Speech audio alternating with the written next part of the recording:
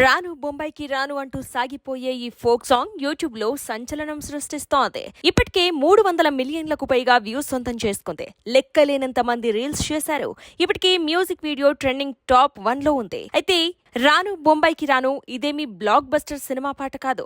పాడినోళ్లు, music compose చేసినోళ్లు Tollywood లోని top సెలబ్రిటీలు కాదు. కానీ ఇప్పటికీ ఆ పాట యూట్యూబ్ లో సంచలనాలు సృష్టిస్తూనే ఉంది.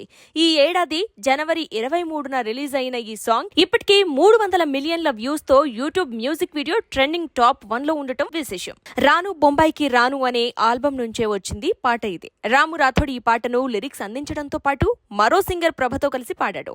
కళ్యాణ్ కీస్ మ్యూజిక్ అందించారు.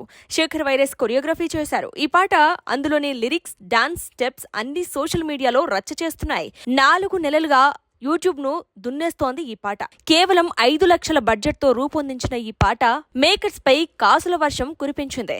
మంచి బీట్, లిరిక్స్, స్టెప్స్ ఉంటే చిన్న పాటనైనా ఆదరిస్తారు అనడానికి ఈ సాంగ్ మంచి నిదర్శనమని చెప్పొచ్చు.